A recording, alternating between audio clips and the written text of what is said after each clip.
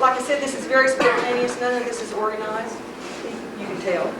And if you'll describe, we're going to start with some of the early days, and then we're going to build up to Bob Tiffany at the Molly Mine. Now, sometimes you kind of have an idea and it never works that way. And that's usually how this group goes. So I'm sure you are ready for these two. Bob, so Bob, can you just describe, we'll start it out, and then we'll just go from there about the different types of gold mining, or can you do that for us? Well, yeah, there's several different types. Of course, my dad came in and helped build the Molly Mine down there in 1921, got it into operation, ready to mine in 1922. Mr. Carmen, J.B. Carmen, was just out of the School of Mines, and the Molybdenum Corporation told him if he got the nail into production in 22 that he could have the superintendent's job. And they had it all ready to go that winter, but the snow was so bad and all, they gave up until spring. Prior to that, they were hauling the ore from the Molly Mine up here to the old Junebug mill that was down here at the below the Lewis Ranch, in there where the Junebug campground is. And it belonged to the Kushners. And they would haul the ore from the Molly Mine up by team and wagon, and then take the concentrates back by team and wagon. And the first ore was hauled clear into Hiroshima, Colorado, shipped out of there on the train. In fact, all of it was up until World War II. So that was the Molly Mine, and as I say, I grew up there and here in Red River.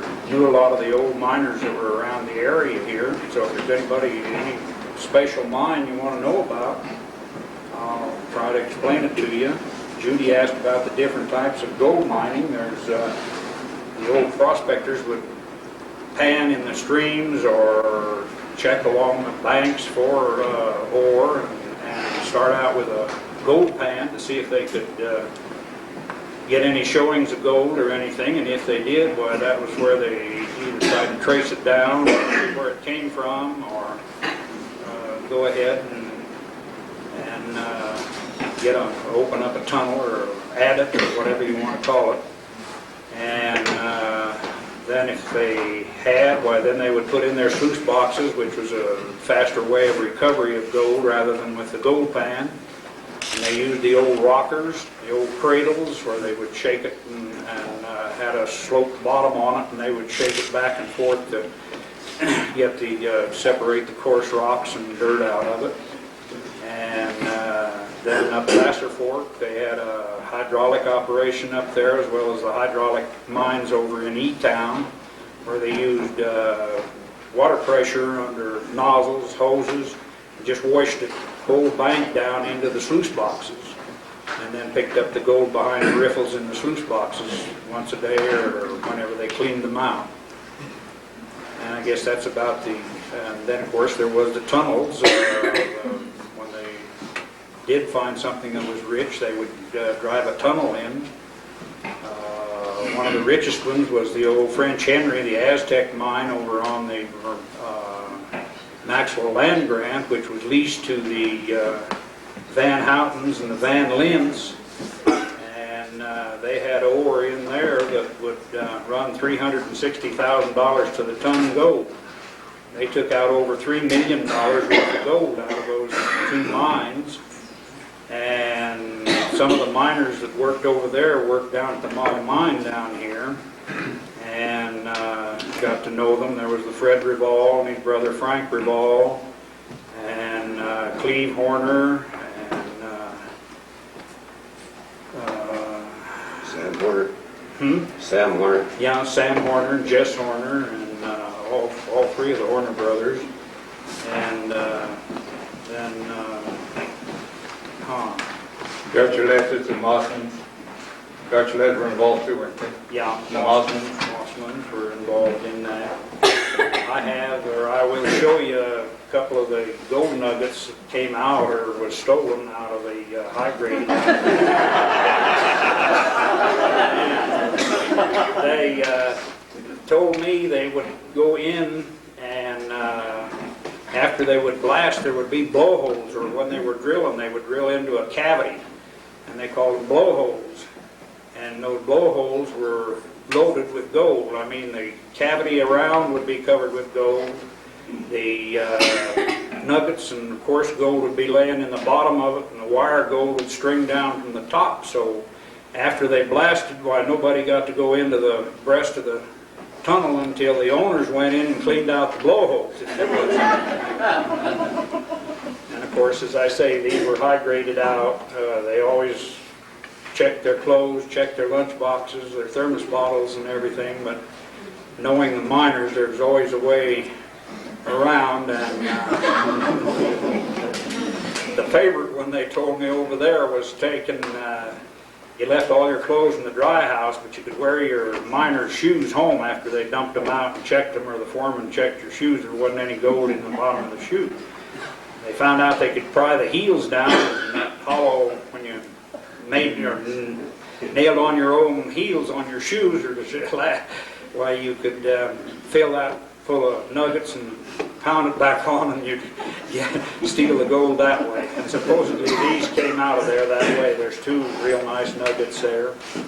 And then I don't know, the Carabel up here had, there's a record, they claimed they shipped 5 gold bricks. I traced down back in the 30s, there was actually in Trinidad, there was a record of 3 gold bricks. A gold brick is about 6 inches long, about 3.5 inches high, has sloped sides so it would pour out of the mold, and would roughly weigh around 200 pounds, something like that in gold. And on that basis is where they sold stock into the Carabel up here. But there again, now the French Henry, they ran into a fault that came down through the mine there at a 45-degree angle. And when they hit that fault, they completely lost all of the gold. And they went down the fault with a shaft, they went back up with stopes, they put a tunnel through. Eventually they put a tunnel clear through the whole mountain of Baldy and never picked up another ounce of gold. And so whatever that fault was, it completely cut off the rich vein of gold that they were following. And the other 2 crews, they worked on both sides of that. Yeah, they worked. Engineering feat, because they only missed it by 1 foot. Yeah, missed it by 1 foot when the 2 tunnels joined. So I guess that's about all, unless you want something special or some special mine around here. I knew all the old timers, the Olin brothers, Winnie's uncles up there. We used to go by there and eat. I worked in the Golden Calf mine for them. They didn't have the steel rails. They used small poles about 3 inches in diameter, flatten them on 3 sides and nail a piece of steel on the top to run the car on so it wouldn't chew into the wood when you push the car out. Yes. Where did you put your claim? I mean, was there an assessor's office here in town, or, I mean, when people want to stake a claim? If you registered a claim, Ed Westerby at one time was the registrar for claims here in Red River, and otherwise you had to go into Taos to the courthouse, and all those old claim records was destroyed when the courthouse burned there on the plaza in 1932. When you gentlemen talk about these, like the Golden Calf, a lot of these people may not know where it is. So when you talk Well, about the this Golden Calf was one of the claims that the uncles had, Uncle George and Uncle Reed and Uncle Rich up on the Pioneer Canyon. And they also had the Golden Treasure, known as the Golden Treasure property. They had several shafts up there. I think there's 5 different shafts that they sank in there on that ridge. And one of the shafts had some real good gold in it, and they were going to take it out and ship it. And they decided to either start the bunkhouse or the unfinished buildings that's there on the road going to Goose Creek Lake. And they got around to go down and get their gold, and the shaft had filled with water, and they couldn't get the water out, so they never did complete the bunkhouse and the cookhouse for the... They were going to process that gold and sell stock in the claims.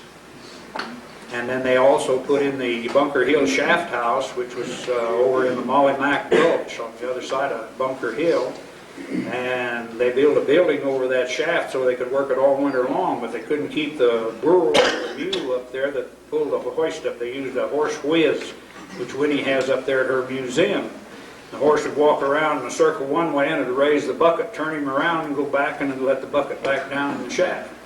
Do you agree with that story? Yeah.